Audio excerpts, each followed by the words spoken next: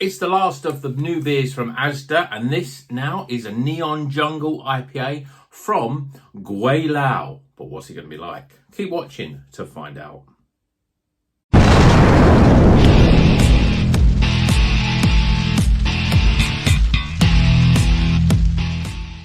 Welcome back to Rocker's Beer Review. Today we're reviewing the fifth of the new Asda beers. This probably will be the final one that I review.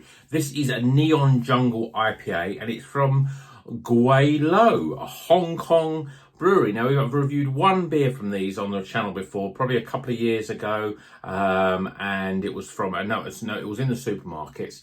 But Gwei Lo, as I said, they're Hong Kong based. But I think this beer is actually brewed in the UK, because when I studied the can a little bit more detail, it is actually a collaboration with Brew York, and it says it's brewed in the UK for ultimate freshness.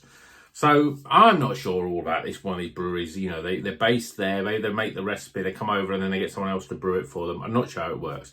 But you can also get this in a 4-pack in Asda. I think it was probably $6.50 for smaller cans, for 4 smaller cans. But I wanted to pick this one up because it's a 5.5% IPA. There's actually detail on the can. It says it's brewed with Citra and Idaho 7. And I can't remember if I've said it already, but it's also in a collaboration with Brew York, which seems weird because if you look at there's no real indication of that. It's only when you really start searching it in tiny little letters, it's here.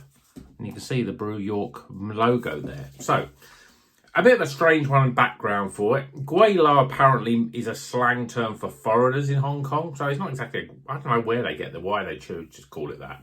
But anyway, the name, forget about that. Where it's brewed, we're not worried about it. The can art looks quite pretty. It's very Hong Kong-esque.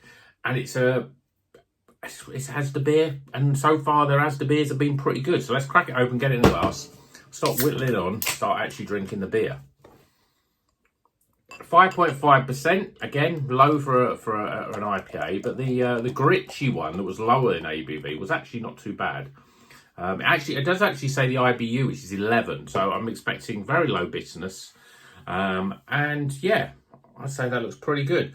So we've got a hazy, orangey sort of beer. I mean, it does look more like your pale ale, really. We've got 2 fingers, but the head's fairly compacted. It does say it's got wheat and oats in it, so it gives it a bit more of a thicker body. But I'd say that looks pretty good for a 5.5% IPA. Yeah, pretty good. Let's see what the aroma's like. Smells pretty good. Very orange, mango, passion fruit. It seems like we've had a few beers that have got that orange, mango, passion fruit. It smells juicy. It smells fruity, but what did I say? Citra and Idaho 7. Not really easy to pick those hops out anyway, but well, let's see what it tastes like. Cheers, everyone.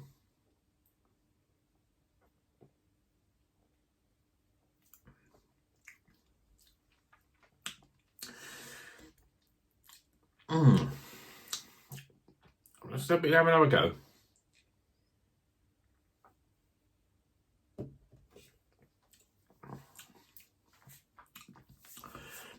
It's inoffensive. It's fruity.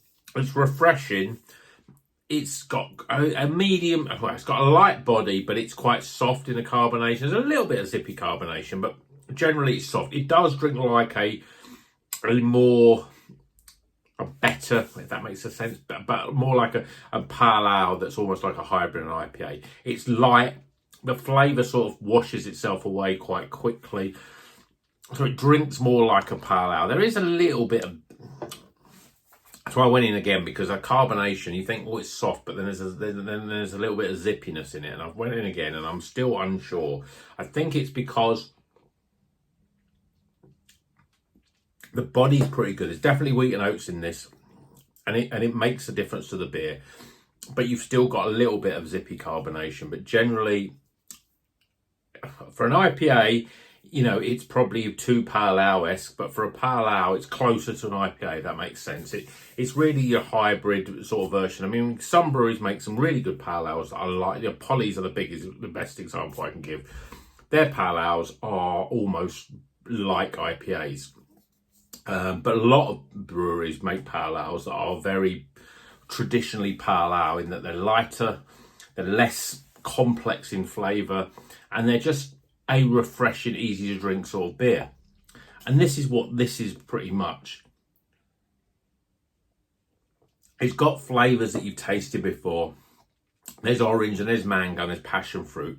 There's nothing really else. There's no sort of complexity of flavour. There's no sort of grapefruit. There's no development of flavour. You get a big hit of juice and then it sort of washes itself away. And then you have another sip and you think, yeah, this is easy drinking. It is, I mean, it's probably similar to something like, Northern Monk's Faith. It's that sort of beer, it's a bit more than a normal pale ale, but not that much more. And it's a little bit one note in flavour. You wouldn't really expect much else from a pale ale. I never quite know how a brewery can say it's a pale ale or an IPA. Is it to do with the malts? Is it to do with the brewing process? But it does seem you get a lot of these IPAs and pale ales that are sort of like pale ale that's closer to an IPA and IPA that's closer to a pale ale, but they still say it's IPA. For me, the way that I look at IPAs is that if it's 6% and above, it's it's more of an IPA. If it's under 6%, and certainly if it's 5.5 or lower, it's not. I think they just put IPA on it because they think more people will be more interested in an IPA than a pale ale. I don't know, but let me know in the comments if you know the reason for that, because it's one of those sort of quandaries that I've always had about IPAs and pale ales. I always look at pale ales and expect them to not go beyond 5.5%, and I've always expected IPAs to basically be 5.5% plus, but more often than not 6% plus. A few polys, again, they're ones that really sort of on the edge of both of those. I've had a few IPAs from them of 5.8 and 5.9 that are like a lighter version.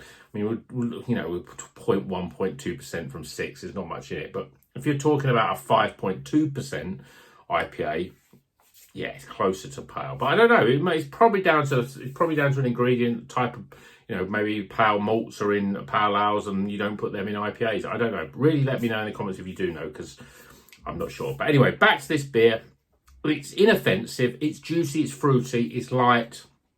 It's a simple, refreshing pale ale that you have tasted 100 times before. There's no real redeeming features.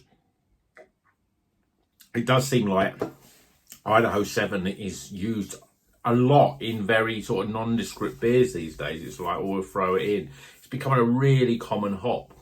It's almost taking the place of what something like Simcoe always used to. It used to be a Citra Mosaic and Simcoe, but now it seems to be, or we can actually just do Idaho 7 that gives a bit of the Mosaic and the Simcoe to make that beer. If you like orange, passion fruit and mango flavours, you might like it. If you're happy to drink a perfectly drinkable pale ale, then yeah, it's all right. But I'd say out of the 5 that we've had, this is probably the worst of them. So if you want to go in there, and obviously 4 for free, so you want to go and buy 4. So you'd be better off buying the 2 Garden Brewery ones, probably the Vague one by Northern Monk, and the Gritchy, because it's a bit different and a bit more interesting, and actually tastes better than this one. But it's all right, but it ain't going to win any awards. Let's get some scores.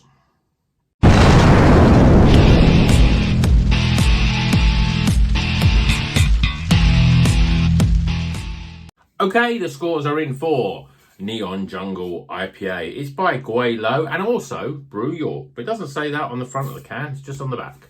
5.5%, Citra and Idaho 7. It's okay. Okay, let's go for scores. Starting with aroma. Appearance. Flavour. Value for money. As I said, I think it's £3.